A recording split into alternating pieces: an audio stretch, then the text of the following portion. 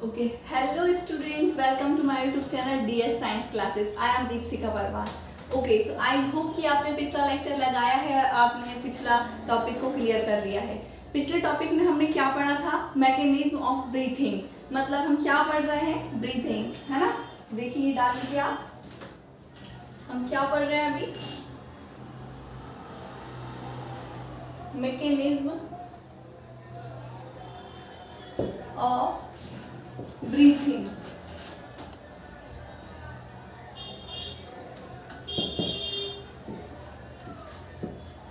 ये हम mechanism of breathing देख रहे हैं। पिछले लेक्चर में हमने देखा था इस जो पूरी इंटरनल हमारी थोरैसिक कैविटी थी वो कैसी दिख रही थी। ठीक है, तो ऐसी आशा करते हैं हम कि आपने पिछला लेक्चर लगाया है और आगे अब जो पढ़ेंगे हमें समझ में आने वाला है। ठीक है, लेकिन फिर भी जिसने नहीं देखा है, जो पहली बार क्लास में है, तो उसके लिए हम पुराना रिवीजन कर लेते हैं जल्दी से कि हमने क्या देखा था। हमने किसी बंदे की थोरैसिक कैविटी को मेजर किया। किसको किया?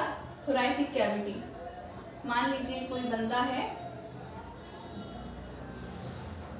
जिसकी बॉडी है, बॉडी में यहाँ से यहाँ तक पूरी सेलों में कैविटी थी और ये वाली ऊपर जो थी ये कौन सी है? Thoracic cavity. ठीक है, थोरैसिक कैविटी को हमने कट किया था और हमने इसका टॉप व्यू देखा। टॉप व्यू देखने पर हमें किस टाइप का दिखाई दिया था? देखिए,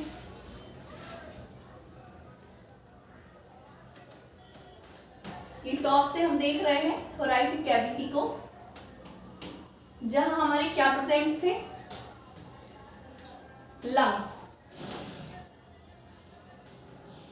लंग्स प्रेजेंट है हमारे यहाँ। ओके, अब लंग्स जिस फ्लूइड में तैर रहे हैं, मतलब जिस फ्लूइड के अंदर लंग्स है, उस फ्लूइड को हमने क्या नाम दिया था? ये हमारा रिवीजन है। इस फ्लूइड को क्या बोलते हैं हम? Pleural fluid. Okay, and lungs के ऊपर दो कवरिंग थी। जो लंग्स के इंटरनल साइड पे कवरिंग थी, इस कवरिंग को हम क्या बोल रहे थे? विस्सीरल प्लूरा। एंड एक्सटर्नल जो कवरिंग थी इसकी लंग्स की, इसे हमने क्या नाम दिया था?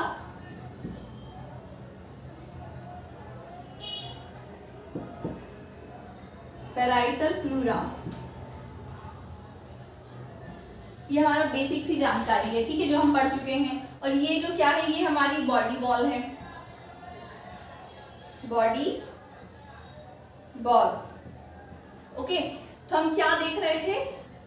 ये वाला जो साइड है, अगर मैंने बात की थी कि हम किसी भी बंदे का अगर थोरैसिक कैविटी को मेजर करते हैं, उसका टॉप व्यू देखते हैं, तो यहाँ से देखने पर ये ऐसा दिखेगा। लेकिन जैसे मेरी थोरैसिक कैविटी है, जो फ्रंट जो आप देख पा रहे हैं, इसको हमने क्या बोला था? इसे हमने बोला था वेंट्रल साइड। एंड इसे क्या बोला था हमने? Dorsal side. ऊपर वाला एंटीरियर और नीचे वाला पोस्टीरियर। ओके, तो वेंट्रल साइड पे हमारी एक बोन्स प्रेजेंट है, जिसे हमने क्या नाम दिया था? कुछ इस टाइप से एक बोन प्रेजेंट थी, जिसे हमने नाम दिया था सिस्टर्ना।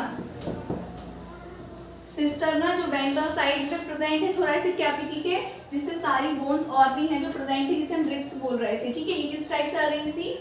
बैक साइड में भी एक बोन थी, छोटी छोटी बोन्स के पीसेस जो कि एक बोन्स बना रही थी, जिसे हमने क्या बोला था? डोर्सल साइड पे है जो, इसे हम बोल रहे थे वर्टिबल कॉलम।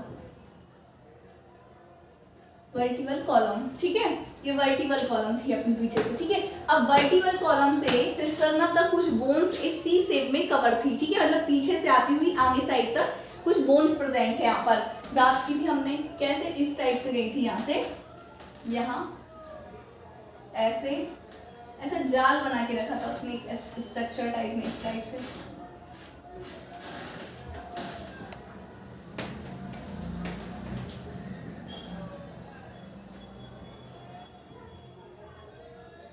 इसको हमने क्या नाम दिया था? इस जाल को, ये बोन्स का है, इसे हमने नाम दिया था रिब्स। ओके, ये हमारी पिछली जानकारी है, ठीक है। तो इतना हम देख चुके थे। जब भी किसी की थोरेसिक कैविटी को कट करके देखेंगे तो थोरेसिक कैविटी के ऊपर से देखने पर हमें कुछ इस टाइप से दिखाई देगा, जिसमें लंग्स ऐसे दिखाई देंगे हमें, ठीक है। अब लंग्स जिस फ्लूइड में थे उसका नाम हमने दिया था प्लूरल फ्लूइड। लंग्स के ऊपर कवरिंग थी, इंटरनल जो कवरिंग है उसे हमने क्या नाम दिया है, विसिरल प्लूरा, एंड एक्सटर्नल जो कवरिंग है उसे हमने पैराइटल प्लूरल नाम दिया था, ठीक है। देन उसके बाद एक बैक साइड मतलब डॉर्सल साइड पे एक बोन्स है, छोटी छोटी बोन्स की बनी हुई पीसेस, बोन्स के पीस की बनी हुई लंबी सी बोन है, जिसे हम बैक बोन भी कहते हैं एंड वर्टिब्रल कॉलम भी कहते हैं, ठीक है। इसलिए हम लोगों को वर्टिब्रेट्स कहते हैं, ठीक है। तो ये वर्टिब्रल कॉलम है एंड वेंट्रल साइड पे एक बोन प्रेजेंट है यहाँ पर सेंटर में, जिससे और भी सारी बोन्स कनेक्ट थी, ठीक है। इस बोन को हमने क्या नाम दिया था, सिस्टर्ना, ठीक है। सिस्टर्ना से सारी जो बोन्स है सी शेप में कनेक्ट है, बैक साइड से लेकर आगे साइड तक। उन बोन्स को हम क्या बोल रहे हैं, रिब्स। अब ये जो रिब्स है वो डायरेक्ट तो नहीं ऐसे जुड़ी होंगी, है ना। ये बोन कैसे जुड़ी होंगी रिब्स, कोई भी हड्डी है उसे जुड़ने के लिए किसकी, मांस की जरूरत पड़ती है, मसल्स की जरूरत पड़ती है ना। वैसे ये जो रिब्स हैं इनको भी मसल्स की जरूरत पड़ेगी, ठीक है। तो रिब्स के बीच में ऐसे मसल्स भरे पड़े हैं, जैसे रिब्स कनेक्ट है एक दूसरे से, ठीक है। तो इन मसल्स को हम क्या बोल रहे हैं, ये मसल्स हैं, इन मसल्स को हम बोल रहे हैं inter coastal muscle, intercostal muscle. ये चीज क्लियर है, ये हमारे बेसिक सी जानकारी हो गई, ठीक है। अब हमें देखना है इसमें क्या मैकेनिज्म, तो हमने देख लिया, लेकिन आखिर ब्रीथिंग चलो हो रही थी, हमने बात कर ली ब्रीथिंग क्या है। ब्रीथिंग में दो चीजें थी, एक इनहेलेशन एक एक्सहेलेशन, ठीक है। अब ये जो इनहेलेशन है वो कैसे हो रहा है और एक्सहेलेशन कैसे हो रहा है ये हमें देखना है, ठीक है। तो अगर आपको ये चीज क्लियर है तो आपको ऑटोमेटिक सारी चीज क्लियर होंगी, ठीक है। अब कोई भी चीज होती है, जैसे कोई लेयर है तो उसमें दो पार्ट्स होंगे, इंटरनल लेयर होगी एक एक्सटर्नल लेयर होगी। ऐसे इसमें भी जो हमने पढ़ा है क्या, इंटरकोस्टल मसल्स, ये इसकी भी दो साइड्स हैं, एक एक्सटर्नल एक इंटरनल, ठीक है। इंटरनल कहाँ है, जो लंग्स से जुड़ी हुई है, एक्सटर्नल जो बाहर साइड है, ठीक है। तो क्या होता है, जब भी हम सांस लेते हैं चलो ठीक है, सांस लिया आपने, ऑक्सीजन ले, लेकिन अंदर ऐसा क्या हुआ जिसके कारण एक्सहेलेशन की प्रोसेस हुई, ठीक है। एक्सहेलेशन की प्रोसेस के लिए क्या होता है, जो हमारी रिब्स हैं और रिब्स से जो मसल्स कनेक्ट हैं, कौन सी, इंटरकोस्टल मसल, इसका जो एक्सटर्नल साइड होता है, बाहर वाला साइड, वो क्या करता है, कॉन्ट्रैक्टिव होता है। कॉन्ट्रैक्टिव मतलब एक दूसरे अपनी ओर खींचता है चीजों को, ठीक है।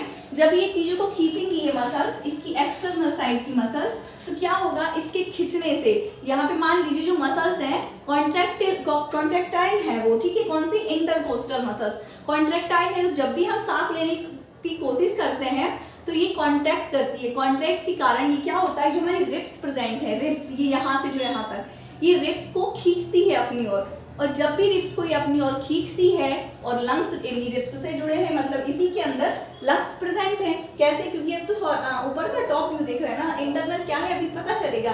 तो ये लंग्स को अपनी तरफ खींचती है, जिसके कारण लंग्स का वॉल्यूम बढ़ता है और एयर अंदर आ पाती है, ठीक है। तो ये चीज क्लियर है, आइए तो इसको अच्छे से देखिए, ये चीज क्लियर है। देखिए अब हम पढ़ेंगे इनहेलेशन या इंस्पिरेशन भी बोलते हैं ऐसे।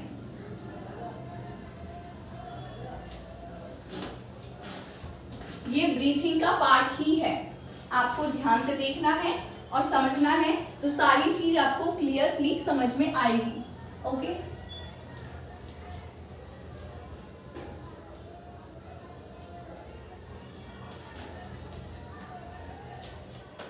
चलिए तो हेडिंग डाल लीजिए, इनहेलेशन या इंस्पिरेशन या इंस्पायरेशन, ओके। तो देखिए ये क्या होता है, अब आपने ये बात सुनी होगी, पिछले लेक्चर्स में भी हम बात कर चुके हैं। जब भी हमें बायो भी कहते हैं, केमिस्ट्री में भी ये लो है कि किसी भी चीज़ का हमें डाइजेशन करना है या किसी भी चीज़ की प्रोसेस हमें ज़्यादा रेट मतलब अधिक रेट से करवानी है वो चीज़, तो हमें उसका सरफेस बढ़ाना पड़ता है, ठीक है। सरफेस बढ़ता है तो वो जो भी प्रोसेस है वो जल्दी फास्ट होने लगती है, उसकी रेट बढ़ जाती है, ठीक है। तो क्या होता है, यही रूल्स हमारे बॉडी के हर एक ऑर्गन्स में लगते हैं। जब हमने डाइजेस्टिव सिस्टम देखा था तो उसमें जब हम स्मॉल इंटेस्टाइन की बात कर रहे थे तो स्मॉल इंटेस्टाइन में कुछ इस टाइप का स्ट्रक्चर था जिसे हम विली बोल रहे थे, ठीक है, या विलाय, ठीक है। विली के ऊपर कुछ इस टाइप से विली प्रेजेंट थी जिसे माइक्रो विली बोल रहे थे, ठीक है। माइक्रो विली के ऊपर क्या था, हमारे कुछ इस टाइप से एपिथेलियम सेल टिश्यू पड़े हुए थे। ये ऐसा बार फोल्डेड क्यों हो रहा था, क्योंकि अगर ये एक बार फोल्ड है तो इसका सरफेस देखिए इतनी जगह में इतना मैं ऐसा सिंपल लाइन रियल मतलब लाइन ऐसे ड्रॉ करूँ या फिर फोल्डेड करूँ तो दोनों में से सरफेस किसका ज्यादा होगा, फोल्डेड वाले में। अब फोल्डेड के ऊपर एक और फोल्डेड मतलब उस पर सरफेस और ज्यादा, फोल्डेड के ऊपर एक और फोल्डेड मतलब उसके ऊपर भी सरफेस ज्यादा, तो मतलब सरफेस ज्यादा हो रहा है। सरफेस ज्यादा क्यों हो रहा है, क्योंकि यहीं पर क्या हो रहा था, फूड का डाइजेशन, जितना ज्यादा सरफेस होगा फूड उतने अच्छे से डाइजेस्ट होगा। सेम एज हमारी यहाँ पे वो चीज लगने वाली है। अब आपने ये चीज हमने पिछले लेक्चर में भी देखी थी, कोई भी चीज का हमेशा कैसे फ्लो होती है, किसी भी गैस की बात करें या लिक्विड की तो वो हमेशा हायर कॉन्सेंट्रेशन से लोअर कॉन्सेंट्रेशन की ओर फ्लो होती है। जैसे फॉर एग्जाम्पल के लिए मैंने रूम में एक साइड परफ्यूम छिड़क दिया, ठीक है। परफ्यूम छिड़क देने से क्या होता है, मैंने मान लीजिए यहाँ परफ्यूम छिड़का और मैं बैठी यहाँ हूँ, तो क्या परफ्यूम की फ्रेगनेंस मेरे तक आएगी या फिर मैं उस तक जाऊँगी, वो मेरे तक आएगी ना। क्यों आएगी, क्योंकि जहाँ मैंने परफ्यूम छिड़का है वहाँ उसकी कंसंट्रेशन ज़्यादा है और जहाँ मैं हूँ उसकी कंसंट्रेशन कम है, तो वो हायर से लोअर कंसंट्रेशन की ओर फ्लो करेगी। ये चीज़ क्लियर है। ऐसा ही कुछ क्या इनहेलेशन में होता है, मतलब अब हमारे एयर को क्या पता, एयर इतनी समझदार थोड़ी ना कि उसे कहाँ चलना है। तो क्या होता है, हमारे अंदर जो कैविटी है इंटरनल, उसमें कुछ ऐसी प्रोसेस होती है जिसके कारण उसका प्रेशर कम होता है।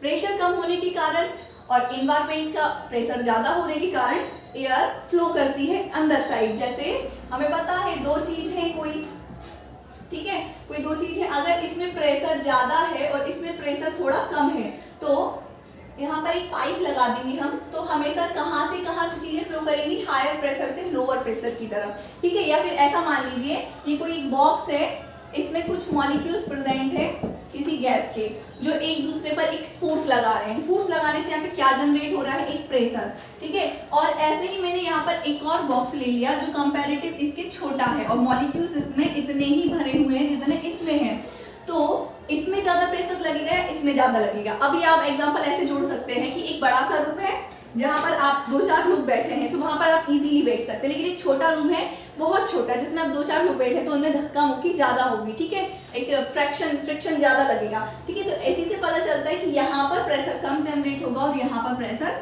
ज़्यादा जनरेट होगा। अब ज़्यादा प्रेशर जनरेट होगा, इसी से पता चलता है चीज़ें कहाँ फ्लो करेंगी, यहाँ से यहाँ, ठीक है। ऐसे ही क्या होता है, हमारी एयर कैसे इनहेलेशन की प्रोसेस कैसे होती है, ये देखिए। अगर आपको ये चीज़ समझ में आ गई कि हायर प्रेशर से लोअर प्रेशर की ओर चीज़ें कैसे फ्लो करती हैं, ये हम जैसे बना रहे हैं रफली डायग्राम। ये क्या है, हमारी थोरैसिक कैविटी है। थोरैसिक कैविटी में यहाँ क्या प्रेजेंट है, हमारी सिस्टर्ना एंड ये वर्टिब्री, और यहाँ से कुछ इस टाइप्स के स्ट्रक्चर है जिसे हम क्या बोल रहे थे, रिब्स।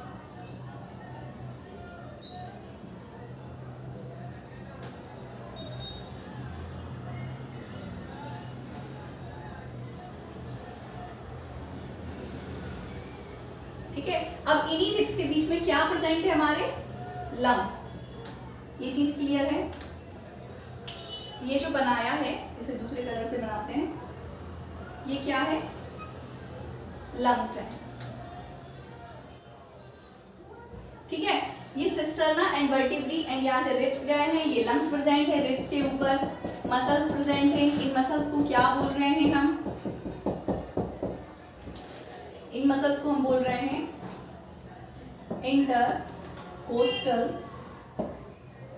मसल्स, ठीक है। अभी इंटरकोस्टल मसल में क्या होगा, देखो हमने ये बात पढ़ ली, जहाँ सरफेस ज़्यादा होगा वहाँ पे प्रोसेस जल्दी होगी, एंड जब भी किसी भी चीज़ का एरिया बढ़ता है तो वहाँ पर प्रेशर क्या होता है, कम होता है। और अगर प्रेशर कम होता है तो एरिया कम होता है तो प्रेशर बढ़ता है। ये चीज़ क्लियर है। तो क्या होता है, जो हमारे इंटरकोस्टल मसल्स हैं उसकी जो एक्सटर्नल साइड होती है, एक्सटर्नल, कौन सी, एक्सटर्नल इंटरकोस्टल मसल्स जो होती हैं वो कॉन्ट्रैक्टिव होती हैं, बताया कॉन्ट्रैक्ट करती हैं। कॉन्ट्रैक्ट करने के कारण क्या होता है, ये जो रिब्स हैं उनकी तरफ खींचे चले जाते हैं, ठीक है, चुंबक जैसे काम करती है ना, मैग्नेट, वैसे ही कुछ, ठीक है, कि कॉन्ट्रैक्ट होती है ये मसल्स, इंटरकोस्टल और एक्सटर्नल साइड की कॉन्ट्रैक्ट होती है। तो ये जो रिब्स होते हैं, रिब्स को अपनी तरफ खींचती है। रिब्स को खींचने के कारण ये जो लंग्स होते हैं इसमें प्रेजेंट हैं वो भी इसके साथ खींचे चले जाते हैं। खींचे चले जाते का मतलब ये अपना जो शेप है ना, एरिया है वो बढ़ाते हैं। क्यों? क्योंकि जो लंग्स होते हैं वो बलून के शेप के होते हैं, जिसको जैसा खींचोगे वैसा खींचा जाएगा, ठीक है। अब आप लोग ये फ्लूइड में पढ़े थे तो कैसे, तो फ्लूइड के अंदर रहते जरूर है कि फ्लूइड बहुत कम होता है और वो क्या डायरेक्ट रिब्स से जुड़े हुए होते हैं, ठीक है। तो जब एक्सटर्नल इंटरकोस्टल मसल्स कॉन्ट्रैक्ट करती है तो ये रिब्स क्या होता है, खींचे चले जाते हैं। अब जब ये रिब्स खींचते हैं तो जब भी हम सांस लेते हैं तो यहाँ जो हमारी थोरैसिक कैविटी है फूलती है, अपना एरिया बढ़ाती है। इसके एरिया के बढ़ने से ये जो लंग्स है वो अपना एरिया बढ़ाते हैं। लंग्स का एरिया बढ़ा का मतलब क्या हुआ, यहाँ पे प्रेशर कम हुआ। अब प्रेशर जब कम हो गया तो एक एयर एनवायरनमेंट में क्या है, हमारी एयर का प्रेशर है ज्यादा, यहाँ हो गया कम। तो जैसे ही उसे प्रेशर कम मिला तो वो कूदते कूदते पहुंच जाएगी हमारे लंग्स तक। ये चीज क्लियर है, कैसे आया, हमारे लंग्स का शेप बढ़ा और शेप बढ़ने के कारण हुआ प्रेशर कम और एयर हायर कॉन्सेंट्रेशन से या हायर प्रेशर से लोअर प्रेशर की ओर मूवमेंट कर गई। और इसी प्रोसेस को हम क्या बोल रहे हैं, इनहेलेशन या इंस्पिरेशन। क्लियर है आपके ये चीज, ठीक है। अगर ये चीज आपको समझ में आई तो आगे हम पढ़ेंगे एक्सहेलेशन, या ठीक है, तो ये आपको समझ में आया तो वो भी आपको इजीली समझ में आएगा। क्या देखा, अभी हमने कुछ नहीं देखा, बेसिक सा स्ट्रक्चर देखा, मैकेनिज्म देखा उसका कि चीजें कैसे कनेक्ट हैं। ये जो लंग्स है किसमें पड़ा है, एक फ्लूइड है जिसको हम प्लूरल फ्लूइड कह रहे हैं, वो उसकी दो कवरिंग है, एक एक्सटर्नल साइड जिसे हम क्या बोल रहे हैं, पैराइटल प्लूरा, और जो इंटरनल साइड है उसे हम क्या बोल रहे हैं, विसरल प्लूरा, ठीक है। अब ये लंग्स इस फ्लूइड के अंदर प्रेजेंट है एंड इसके ऊपर एक बोन्स हैं बहुत सारी, ठीक है। जो वेंट्रल साइड पे बोन है वो कौन सी बोन है, उसे बोल रहे हैं सिस्टर्ना, एंड जो डोर्सल साइड पे बोन है उसे वर्टिबल कॉलम बोल रहे हैं, वर्टिब्री से मिलकर बनी हुई है। अब ये वर्टिबल कॉलम एंड सिस्टर्ना से कुछ बोन्स सी शेप में कनेक्ट पीछे से इस टाइप से, ठीक है। उन बोन्स को हम क्या बोल रहे हैं, रिब्स, क्योंकि रिब्स टाइप की दिख रही हैं और ये रिब्स एक दूसरे से कनेक्ट हैं एक मसल्स की थ्रू। मसल्स का नाम है इंटरकोस्टल मसल्स। मसल्स की है टू लेयर्स, एक external intercostal muscle and internal intercostal muscle, ठीक है। तो जो एक्सटर्नल इंटरकोस्टल मसल है वो क्या करती है, कॉन्ट्रैक्टाइल होती है, कॉन्ट्रैक्ट करती है, जिसके कारण कॉन्ट्रैक्ट करने के कारण ये रिब्स है उसकी तरफ खींचे चले जाते हैं। अब जब रिब्स खींचेंगे तो साइज बड़ा होगा, शेप बड़ा होगा, ठीक है। अब सिर्फ यहाँ से साइज बढ़ने के कारण कुछ नहीं होता, ऊपर भी साइज बढ़ेगा। कैसे, ये जो हमारा डायफ्राम होता है ना, डायफ्राम ये भी मूवमेंट करता है। जब यहाँ से साइज बढ़ता है तो ये भी नीचे की ओर खिसक जाता है डायफ्राम, और साइड से तो साइज बढ़ता है, साथ साथ इंटीरियर साइड से भी, पोस्टीरियर साइड से भी और इंटीरियर साइड से भी उसका साइज बढ़ जाता है। इस कारण एयर अच्छे से जाती है और यहाँ का प्रेशर कम हो जाता है चारों तरफ से, ठीक है। ये चीज क्लियर है। इसी टाइप से हमारा इनहेलेशन होता है। तो आई होप कि आपको ये समझ में आया कि इनहेलेशन कैसे होता है ब्रीथिंग का, जो कि फर्स्ट पार्ट है। इसका सेकेंड पार्ट है इनहेलेशन, ठीक है। ये हम देखेंगे अगली वीडियो में। तो अगर आपको ये जानकारी लेते रहना है तो बने रहिए हमारे साथ। Welcome to so much watching my video, thank you.